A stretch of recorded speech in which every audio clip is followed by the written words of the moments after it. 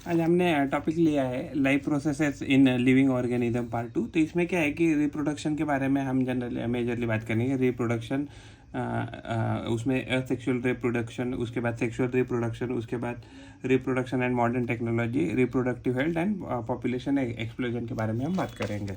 तो life processes क्या होती है? लाइफ प्रोसेस होती है न्यूट्रिशन यानी खाना खाना, रेस्पिरेशन सांस लेना, उसके बाद एक्चुअली हमारा ऑक्सीडेशन होना फूड का, उसके बाद एक्सक्रीशन यानी कि जो भी वेस्ट मटेरियल है वो बॉडी के बाहर फेंकना, उसके बाद सेंसेशन यानी कुछ महसूस होना, उसके बाद रिस्पॉन्स यानी कि जो भी हम रिएक्शन देते हैं किसी भी स्टिमुलस को तो उसको कहते हैं रिस्पॉन्स, और कंट्रोल। तो ये अलग अलग लाइफ प्रोसेसेस होती है, कंट्रोल एंड कोऑर्डिनेशन। तो रिप्रोडक्शन क्या है? तो रिप्रोडक्शन की वजह से जो ऑर्गेनिज्म है वो अपनी कंटिन्यूटी मेंटेन करता है, जो भी उसकी जो स्पीसी है और उस ऑर्गेनिज्म की, तो उसको जिंदा रखने के लिए, उसको अलाइव रखने के लिए, वो कंटिन्यू रखने के लिए उससे मदद होती है। अगर हम रिप्रोडक्शन की बात करें तो रिप्रोडक्शन क्या है? It's a formation of new organism of same species bye earlier existing organism, यानी कि जो भी अवेलेबल एग्जिस्टिंग ऑर्गेनिज्म है वो क्या करेगा, उसके जैसा ही प्लांट, उसके जैसा ही एक ऑर्गेनिज्म बनाएगा, प्लांट या एनिमल बनाएगा। तो इसको ही क्या बोलते हैं? उसको ही रिप्रोडक्शन ऐसे करते हैं। It is one of the various reason responsible for the evolution of each species. तो एक्चुअली जो रिप्रोडक्शन है उसकी वजह से ही क्या हो गया कि इवॉल्व हो गए हैं स्पीसीज। रिप्रोडक्शन की अगर हम बात करें तो रिप्रोडक्शन एक्चुअली दो प्रकार के होते हैं, asexual reproduction and sexual reproduction. तो असेक्सुअल रिप्रोडक्शन जनरली कौन दिखाते हैं? असेक्सुअल जनरली रिप्रोडक्शन जो देते हैं वो लोअर ऑर्गेनिज्म दिखाते हैं। जैसे फॉर एग्जांपल असेक्सुअल की बात करें तो एक्चुअली इसमें क्या है, गैमेट का इन्वॉल्वमेंट नहीं होता है। यहाँ जो भी गैमेट्स है, मेल फीमेल गैमेट्स, इसका फ्यूजन वगैरह नहीं होता है। तो it's without the union of two gametes. और इसमें जो भी ऑर्गेनिज्म प्रोड्यूस हो जाएगा तो वो कैसा रहेगा, वो एग्जैक्ट जेनेटिक सिमिलैरिटी शो करेगा जो भी जिससे वो प्रोड्यूस हो रहा है। और यूनिपेरेंटल रिप्रोडक्शन होता है, यानी कि इसमें एक ही ऑर्गेनिज्म इन्वॉल्व रहता है, इसमें दो ऑर्गेनिज्म की ज़रूरत नहीं है। और ये जो प्रोसेस होती है माइटोटिक सेल डिवीजन से होती है, इसमें जेनेटिक रिकॉम्बिनेशन नहीं होता है। एंड ये जो प्रोसेस है वो बहुत फास्ट होता है, जिससे क्या होता है कि बहुत ज़्यादा क्वांटिटी में रिप्रोडक्शन होता रहता है उस पर्टिकुलर ऑर्गेनिज्म का। अगर हम असेक्सुअल रिप्रोडक्शन की बात करें तो asexual reproduction in unicellular organism. तो बाइनरी फिशन की बात करें तो जो बाइनरी फिशन होता है वो generally actually lower level organism दिखाते हैं। जैसे पेरेंट सेल क्या होता है? तो पेरेंट सेल एक सेल से, मान लीजिए एक सेल है तो एक सेल क्या हो जाएगा, एक सेल से एक्चुअली ये इससे दो सेल बन जाएंगे। तो इसको ही क्या कहते हैं? इसको ही कहते हैं बाइनरी फिशन। अगर बाइनरी फिशन की बात करें तो जनरली अमीबा जो होता है, तो अमीबा क्या होता है कि एक अमीबा से दो अमीबा बनते हैं। तो ये किसका एग्जांपल है? तो ये बाइनरी फिशन का एग्जांपल है। अगर हम पैरामीशियम की बात करें तो एक पैरामीशियम से दो पैरामीशियम बनते हैं, इसको भी हम बाइनरी फिशन कह सकते हैं। अगर हम मान लीजिए यूग्लिना जैसे अगर कोई एनिमल लेते हैं तो यूग्लिना के केस में भी क्या होता है कि एक ऑर्गेनिज्म से दो ऑर्गेनिज्म बनते हैं, तो इसको भी हम बाइनरी फिशन कह सकते हैं। तो जो बाइनरी फिशर होता है it occurs either by mitosis, या माइटोसिस से हो सकता है या अमाइटोसिस से होता है। तो जनरली अमाइटोसिस से जो होगा वो जनरली बैक्टीरिया वगैरह में होते हैं। तो अमीबा जो होता है, तो अमीबा क्या होता है कि अमीबा किसी भी प्लेन में अपने खुद को डिवाइड कर सकता है, बिकॉज क्या है, अमीबा का कोई फिक्स शेप नहीं होता इसके लिए। पैरामीशियम की बात करें तो पैरामीशियम ट्रांसवर्स वे में कट हो जाएगा, ट्रांसवर्स बाइनरी फिशन शो करता है। अगर if you talk about Euglena तो Euglena longitudinal binary fission show करता है। अगर बाइनरी फिशन अगर हम बात करें तो वो फेवरेबल कंडीशन में जनरली होते हैं। फॉर एग्जांपल प्रोकैरियोट्स में बैक्टीरिया ये शो करते हैं। बैक्टीरिया में जनरली जो भी फिशन होता है बाइनरी फिशन वो अमाइटोसिस से होता है। और जो प्रोटिस्ट होते हैं तो प्रोटिस्ट भी क्या है कि अमीबा, पैरामीशियम, यूग्लिना। अगर यूकैरियोट ऑर्गेनिज्म की बात करें तो यूकैरियोट ऑर्गेनिज्म में माइटोकॉन्ड्रिया और जो क्लोरोप्लास्ट होता है, जो उनका जो डिवीजन होता है वो बाइनरी फिशन से ही होता है। अगर हम मल्टीपल फिशन की बात करें तो क्या है कि अमीबा एंड प्रोटिस्ट ये कुछ यूनिसेल्युलर ऑर्गेनिज्म, इसमें क्या हो जाता है कि अगर एडवर्स कंडीशन आ गई तो एडवर्स कंडीशन में क्या होता है कि अमीबा के केस में वो एक्चुअली क्या करते हैं कि खुद के अराउंड प्रोटेक्टिव कवरिंग फॉर्म कर लेते हैं अराउंड द प्लाज्मा मेम्ब्रेन। यानी कि इसको ही क्या करते हैं, जो कवरिंग होता है, यानी कि मान लीजिए ये जो अमीबा ऐसे शेप में दिख रहा है तो एक्चुअली बाद में कैसे दिखता है, तो राउंड शेप में दिखता है। तो इसको ही क्या बोलते हैं, सिस्ट ऐसे कहते हैं। द एनसिस्टेड अमीबा और एनी अदर प्रोटिस्ट को ही सिस्ट कहते हैं। तो इसमें क्या होता है कि एक्चुअली वो क्या करता है, पहले बहुत सारे एक्चुअली न्यूक्लियस बना लेता है अंदर, खुद के अंदर। और many nuclei are formed by the repeated nuclear division in the cyst. Cytoplasmic division, इसमें बात क्या होता है कि साइटोप्लाज्मिक डिवीजन वो बाद में होगा, अभी तो मीन्स जब तक उसको ऐसा लगता नहीं कि अच्छी कंडीशन आ गई तब तक वो इसमें न्यूक्लियर डिवीजन करके रख देगा ऑर्गेनिज्म। और सिस्ट ब्रेक ओपन, यानी कि क्या होता है जैसे ही एक्चुअली कुछ फेवरेबल कंडीशन आ गई तो ये क्या हो जाता है, ये जो अंदर जो न्यूक्लियर डिवीजन है तो उसकी एक्चुअली साइटोप्लाज्मिक डिवीजन हो जाती है। और cyst breaks open on arrival of favourable condition and many amoebulae are release, यानी कि छोटे छोटे उसमें से अमीबा निकलते हैं, उसको क्या बोलते हैं कि अमीब्यूली कहते हैं। तो ये एक्चुअली अमीबा जनरली या प्रोटिस्ट शो करते हैं ऐसी कैरेक्टरिस्टिक्स। अगर हम बडिंग की बात करें तो जो बडिंग एक्चुअली जो ईस्ट यूनिसेल्युलर ऑर्गेनिज्म है, यूनिसेल्युलर फंगस है, तो ये बडिंग शो करता है। तो बडिंग इसमें क्या होता है ना कि मान लो ये कोई तो ईस्ट का सेल है, तो इसमें क्या होता है कि इस केस में सेल के ऊपर छोटा सा बड जैसा एक स्ट्रक्चर आ जाता है। ये माइटोटिक डिवीजन से होता है ये बडिंग का प्रोसेस। एक प्रकार का बल्ब आ जाता है, the bird on the parent body, तो ये पेरेंट बॉडी के ऊपर एक बल्ब आ गया, one of the daughter nuclei. तो एक्चुअली क्या होता है ना कि एक्चुअली बल्ब जैसे आता है तो पैरेलली क्या होता है कि ये जो न्यूक्लियस है तो न्यूक्लियस डिवाइड होना चालू हो जाता है, न्यूक्लियस थोड़ा सा बड़ा हो जाता है। और एक्चुअली ये जो न्यूक्लियस है तो न्यूक्लियस इसमें चला जाएगा बल्ब के अंदर। One of the daughter nuclei enter this bird after sufficient growth, यानी कि जैसे ही ठीक ठाक ग्रोथ हो गया तो एक्चुअली एक उसमें न्यूक्लियाई आके इसमें एक ऑर्गेनिज्म डेवलप होना चालू हो जाएगा। जैसे ही ये मान लीजिए कि इंडिपेंडेंटली अगर ज़िंदगी जी सकता है ऐसे लगने लगा तो वो सेपरेट हो जाता है पेरेंट बॉडी से। हम इस जैसे ऑर्गेनिज्म की बात करें तो जो बर्ड होता है तो बर्ड में जो भी डॉटर सेल ग्रो होता है वो तब तक उसके साथ रहता है जब तक एक्चुअली वो इंडिपेंडेंटली खुद का ज़िंदगी जी ना ले, यानी कि बहुत कम समय में एक्चुअली बर्ड सेपरेट हो जाता है। यानी कि वो एक्चुअली ये जो अमीबा जैसे जो ऑर्गेनिज्म है तो उनके जो भी डॉटर सेल होते हैं वो जल्दी फास्ट सेपरेट हो जाते हैं पेरेंट बॉडी से। अगर हम asexual reproduction in multicellular organism की बात करें तो एक फ्रैगमेंटेशन आता है। तो मल्टीसेल्युलर ऑर्गेनिज्म में फ्रैगमेंटेशन का मतलब क्या, मान लीजिए एक अगर मान लीजिए कोई तो ऑर्गेनिज्म है तो ये ऑर्गेनिज्म मान लीजिए ऐसे छोटे छोटे 3 या 4 टुकड़ों में टूट गया, तो इसको क्या कहते हैं fragmentation. It occurs in multicellular organism, parent body breaks into many parts, ऐसे छोटे छोटे टुकड़ों में उसका बॉडी टूट जाता है। Each fragment start to live as an independent new organism. मान लीजिए ये छोटा सा अगर ये कोई पीस है तो इससे क्या हो जाएगा, ये वापस एक नया ऑर्गेनिज्म बन जाएगा। तो और ये कौन शो करता है, जैसे अलगी है तो अलगी में स्पाइरोगैरा है, तो स्पाइरोगैरा क्या ये मल्टीसेल्युलर है। अगर हम स्पॉन्जेस की बात करते हैं तो स्पॉन्जेस में साइकॉन जो होता है तो साइकॉन भी ये फ्रैगमेंटेशन से थ्रू ग्रो होता है। अगर हम रीजनरेशन की बात करें तो क्या होता है कि कभी कभी मान लीजिए चिपकली लिज़ार्ड क्या होती है कि अपनी पूंछ गिरा देती है और उसमें वापस वो जो पूंछ है तो वो रीग्रो करती है। तो ये किसकी वजह से होता है, it happens because of the regeneration. अगर हम रीजनरेशन की बात करें तो मान लीजिए कुछ ऑर्गेनिज्म है जैसे प्लेनेरिया जैसे, वो क्या करते हैं खुद के बॉडी को, मान लीजिए एक ऐसे प्लानेरिया ऐसा है तो प्लानेरिया क्या कर लेगा, तो प्लानेरिया खुद के बॉडी को 2 हिस्सों में तो डिवाइड कर देगा। और एक्चुअली ये जो 2 डिवाइड बॉडी है तो आगे जाके क्या करेंगे, इस आगे जाके ये जो 2 बॉडी बनी है टूटी है तो इसमें से 2 प्लानेरिया प्रोड्यूस हो जाएंगे।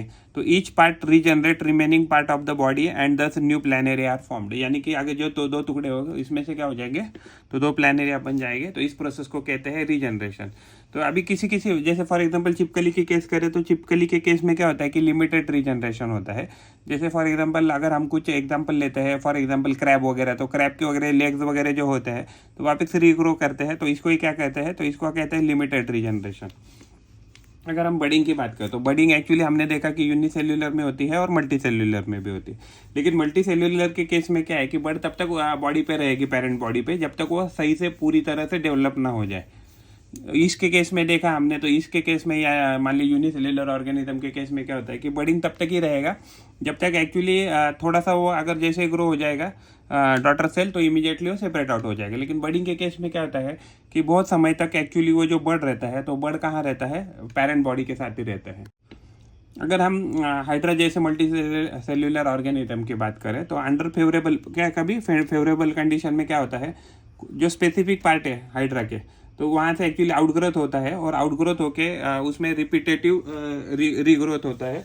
और उसकी वजह से क्या होता है, रिपीटेटिव रीग्रोथ होने के कारण एक्चुअली वहाँ जो रीजनरेटिव सेल्स है तो उस रीजनरेटिव सेल से क्या हो जाता है, तो यहाँ एग्जैक्टली एक्चुअली बुक में इसका फोटो है, देखिए यहाँ ये हाइड्रा है हाइड्रा के यहाँ छोटा सा यहाँ बर्ड आया है और ये बर्ड आगे जाके एक्चुअली ग्रो हो गया, इसको नासेंट हाइड्रा कहेंगे। तो वो एक्चुअली जब तक सही से इंडिपेंडेंटली जिंदा नहीं रह सकता है तब तक वो पेरेंट बॉडी के साथ ही रहेगा। तो जो हाइड्रा के केस में क्या होगा, in case of hydra under favourable condition specific part से क्या हो जाएगा, एक आउटग्रोथ आ जाएगा, उसको हम बर्ड कहेंगे। और वहाँ से एक्चुअली बर्डिंग के प्रोसेस से उसमें क्या हो जाएगा, बहुत सारी रिपीटेड डिवीजन हो जाएगा और उस आउटग्रोथ को हम बर्ड कहेंगे। वहाँ से जो है वो एक्चुअली जो डॉटर हाइड्रा है या बेबी हाइड्रा है वहाँ से वो डेवलप हो जाएगा। तो पेरेंट हाइड्रा जो होता है वो बेबी हाइड्रा को बहुत समय तक न्यूट्रिशन प्रोवाइड करता रहता है। और एक्चुअली बर्डिंग हाइड्रा जो होता है वो तभी सेपरेट हो जाएगा पेरेंट हाइड्रा से जब वो सही से पूरी से ग्रो हो जाए और अपने आप इंडिपेंडेंटली लाइफ जी सकते हैं, तभी वो सेपरेट होगा। लेकिन अगर यूनिसेल्युलर ऑर्गेनिज्म में देखें तो बहुत जल्दी ही बर्ड क्या हो जाती है, सेपरेट हो जाती है पेरेंट बॉडी से। अगर वेजिटेटिव रिप्रोडक्शन की बात करें तो वेजिटेटिव रिप्रोडक्शन क्या है, मैं फॉर एग्जांपल यहाँ हमें ड्राइंग दी है, तो यहाँ क्या दिया है देखिए, तो यहाँ दिया है लिप्स है, लिप्स से भी ग्रोथ हो रही है नया प्लांट की। यहाँ रूट है, रूट से भी यहाँ ग्रोथ हो रही है। यहाँ ट्यूबर जैसे कुछ स्ट्रक्चर या स्टेम जैसे स्ट्रक्चर है, वहाँ से भी नया ग्रोथ हो रहा है। तो यानी कि प्लांट के ऐसे पार्ट की जो हम एक्चुअली वेजिटेबल बोल के यूज़ करते हैं या खाते हैं उनको, तो वहाँ से अगर कोई नया प्लांट ग्रो हो रहा है तो उसको कहते हैं वेजिटेटिव रिप्रोडक्शन। तो वेजिटेटिव रिप्रोडक्शन के पार्ट क्या आते हैं प्लांट में, जैसे आते हैं रूट, स्टेम, लीफ, बर्ड।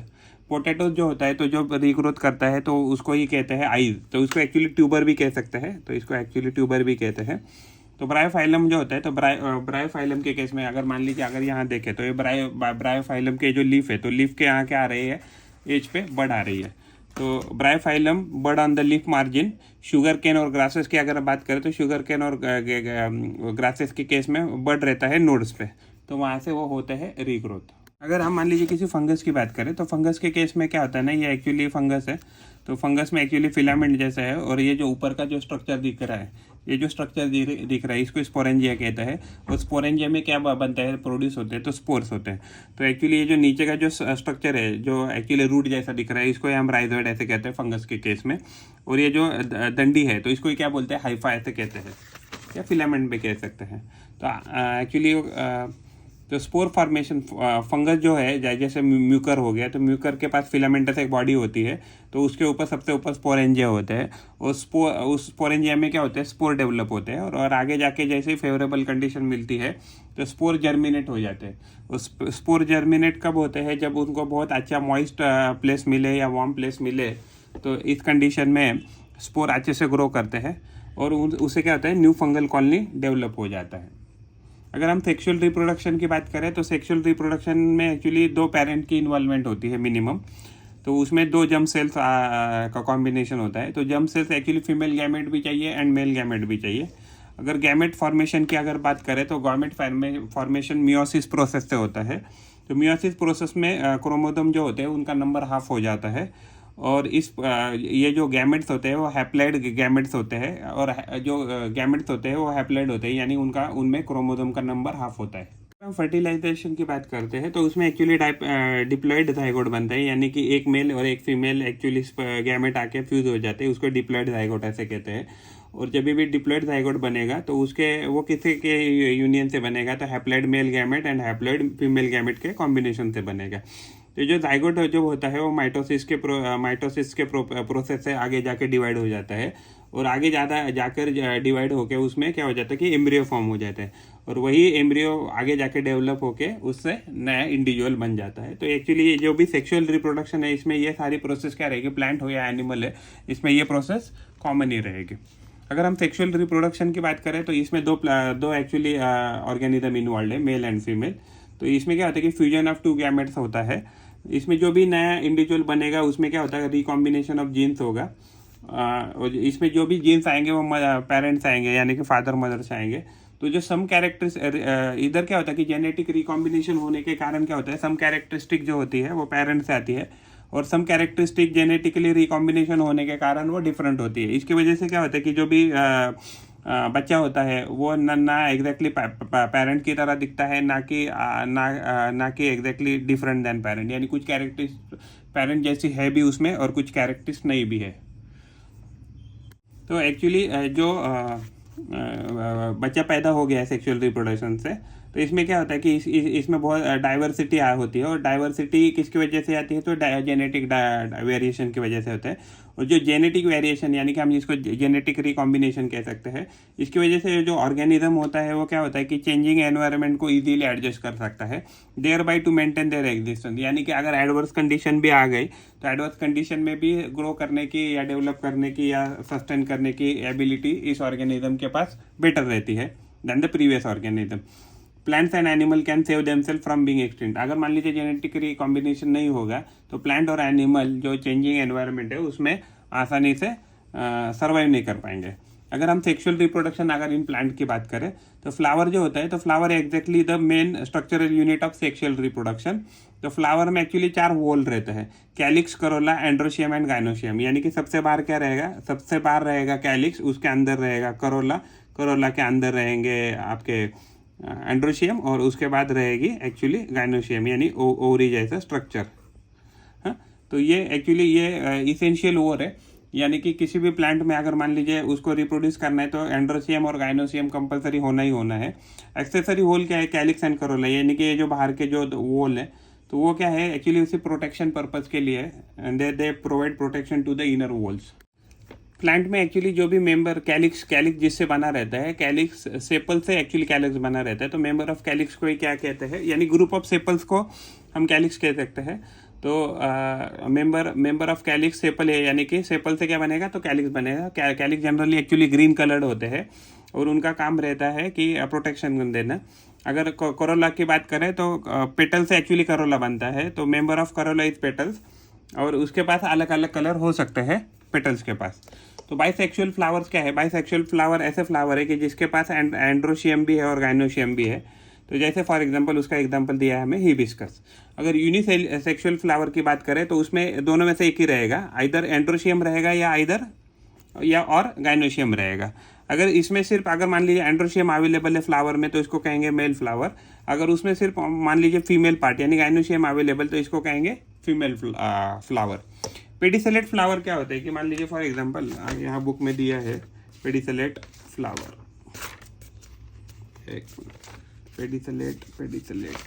पेडिसेलेट क्या होता है ना, एक्चुअली ये नीचे का एक स्ट्रक्चर होता है। फॉर एग्जांपल यहाँ अगर हम यहाँ देखें नीचे, यहाँ सबसे नीचे क्या दिख रहा है, एक स्ट्रक्चर दिख रहा है फ्लावर का। वो स्ट्रक्चर क्या करता है, वो स्ट्रक्चर एक्चुअली सपोर्ट करता है प्लांट को, फ्लावर को। तो pedicellate flowers are have the stalk for the support. उनके पास क्या रहता है, ये सपोर्ट के लिए स्टॉक होता है। उस स्टॉक को ही क्या कह सकते हैं, तो इस स्टॉक को ही पेडिसेलेट हम कह सकते हैं। अगर हम सिसाइल फ्लावर की बात करें तो क्या होता है कि इसमें एक्चुअली क्या होता है कि पेडिसेल अवेलेबल नहीं रहता है या स्टॉक नहीं रहता है सपोर्ट के लिए, तो इसको सिसाइल फ्लावर ऐसे कह सकते हैं। तो एंड्रोशियम जो होता है, तो एंड्रोशियम एक्चुअली मेल वोल होता है। उसके जो मेंबर होते हैं तो इस मेंबर को क्या कहते हैं, स्टेमन ऐसे कहते हैं जनरली। एक्चुअली जो ये रहता है स्टेमन एक्चुअली ये रहता है, एक्चुअली ये रहता है फिलामेंट, एंड जो ऊपर का जो पोर्शन है ये है एंथर। अगर हम गाइनोशियम की बात करें तो गाइनोशियम क्या, ये फीमेल वोल है। उसके जो मेंबर होते हैं उनको कार्पल ऐसा कहा जाता है।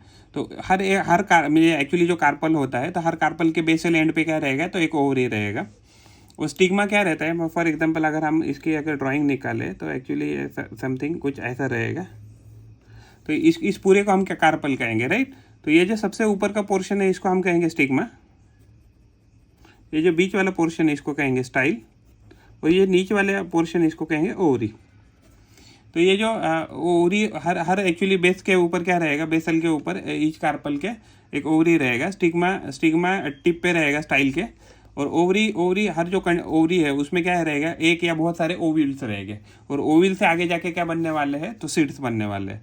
अगर एम्ब्रियो सैक की बात करें, अगर हम एम्ब्रियो सैक की बात करें तो ये एम्ब्रियो सैक जो होता है, तो ईच ओविल के पास एक एम्ब्रियो सैक होता है। इसमें क्या होता है कि बहुत सारे एक्चुअली ओविल हो सकते हैं, डिपेंड। फॉर एग्जांपल हमें एक्चुअली ड्राइंग दिया है, फॉर एग्जांपल यहाँ देखिए 1 2 3 4 5 6 ओविल दिए हैं, यहाँ भी 6 ओविल दिए हैं, यहाँ भी 6 ओविल दिए। तो जो ओविल से रहता है, ओविल से जनरली क्या प्रोड्यूस होता है, तो ओविल से जनरली आपका सीड प्रोड्यूस हो जाता है। और जो एम्ब्रियो जो सैक होती है वो ईच ओविल में प्रोड्यूस होते हैं by the process of meiosis. अगर हम गाइनोशियम की बात करते हैं तो actually each embryo sac consist of a haploid egg cell, यानी कि अगर हर एक ओवरी जो होता है, हर एक ओवरी जो होता है, ओवरी के पास रहेगा हैप्लॉइड एक सेल रहेगा अंदर और 2 हैप्लॉइड पोलर न्यूक्लियर रहेगा, यानी कि यहाँ 2 पोलर न्यूक्लियर रहेगा और एक क्या रहेगा, तो एक सेल रहेगा हैप्लॉइड। तो पॉलिनेशन क्या है? Pollination is a process in which pollen grains from the anther are getting transfer to the stigma, यानी कि एंड्रोशियम से एक्चुअली गाइनोशियम तक जो भी पोलन जो ट्रैवल करते हैं इस प्रोसेस को ही क्या कहते हैं, तो पॉलिनेशन ऐसे कहते हैं। तो पॉलिनेशन का जो भी एजेंट्स होते हैं वो बायोटिक भी हो सकते हैं। तो बायोटिक में आते हैं इंसेक्ट और अदर एनिमल्स। अबायोटिक की बात करें तो वो आता है, उसमें विंड आता है, वाटर आता है, और अगर मान ली इवन रेन भी हो सकता है। पोलन ट्यूब जो होता है, pollen tube carries male gamete, pollen tube reaches embryo sac via style, tip of the pollen tube burst and 2 male gametes are release into embryo sac. तो यानी कि जो भी एक्चुअली पोलन आ गए हैं स्टिग्मा के ऊपर, वो एक्चुअली ट्रैवल करेंगे थ्रू द स्टाइल और कहाँ आएंगे, एम्ब्रियो सैक तक आएंगे। और एम्ब्रियो सैक में आने के बाद, उधर आने के बाद अगर एक मेल गैमेट और एक सेल अगर फर्टिलाइज होते हैं तो इसको कहते हैं जाइगोट, और दिस इज कॉल्ड फर्टिलाइजेशन। अगर हम सेकंड मेल गैमेट और दूसरे 2 पोलर न्यूक्लियाई की बात करते हैं, अगर वो फर्टिलाइज करते हैं तो उससे बनेगा एंडोस्पर्म। एक मेल गैमेट और एक सेल से क्या बनेगा, तो इससे जाइगोट बनेगा, इसको फर्टिलाइजेशन ऐसे कहते हैं। और सेकंड मेल गैमेट और जो 2 पोलर न्यूक्लियाई, इससे एंडोस्पर्म बनेगा, तो इसको डबल फर्टिलाइजेशन ऐसे कहते हैं। क्योंकि इसमें क्या है कि सेकंड मेल गैमेट इन्वॉल्व है, इसलिए इसको क्या बोलते हैं, सेकंड डबल फर्टिलाइजेशन ऐसे कहते हैं। अगर हम सेल्फ पॉलिनेशन की बात करें तो मान लीजिए एक फ्लावर है और दूसरा फ्लावर भी उसी प्लांट का है, तो अगर यहाँ से यहाँ, इधर यहाँ से यहाँ अगर एंथर आते हैं और यहाँ से यहाँ अगर एंथर आके अगर पॉलिनेशन होता है तो इसको कहते हैं, सेम प्लांट में है तो इसको कहते हैं सेल्फ पॉलिनेशन। अगर मान लीजिए अगर क्रॉस पॉलिनेशन में क्या होगा कि एक फ्लावर एक प्लांट का रहेगा और दूसरा फ्लावर जो रहेगा जिस पे एंथर जाने वाले या यहाँ से यहाँ आने वाले, ये दोनों फ्लावर अगर अलग अलग प्लांट पे अवेलेबल है तो इसको हम क्रॉस पॉलिनेशन ऐसे कहते हैं। सीड जर्मिनेशन क्या है कि जब भी सीड से अगर नया बेबी प्लांट आता है या ग्रो करता है, फॉर्म होता है, तो इसको सीड जर्मिनेशन ऐसे कहते हैं। तो एक्चुअली जब सीड से एक्चुअली नया प्लांट जब ग्रो होगा तो क्या होता है कि वो शुरुआत में क्या होता है कि जो भी सीड में जो भी स्टोर एंडोस्पर्म होता है उसको कम्प्लीटली यूटिलाइज कर लेते हैं, और वो क्या होता है कि उसके वहाँ से सीड में से एंडोस्पर्म अगर खत्म हो गया तो उसके बाद जो सीड कोटिंग होता है वो एक्चुअली उसको रिलीज कर देता है, यानी कि वो ग्राउंड पे आ जाता है। तो seed germination is a process in which seed forms a baby plant, इसको ही सीड जर्मिनेशन ऐसे कहते हैं। और सीड जर्मिनेशन से जैसे ही अगर उसको फेवरेबल कंडीशन मिली न्यू प्लांट को, तो उसमें से नया प्लांट ग्रो होके फाइनली आपको एक बड़ा फुल्ली ग्रोन आपको एक दिन ट्री देख सकता है उसमें से।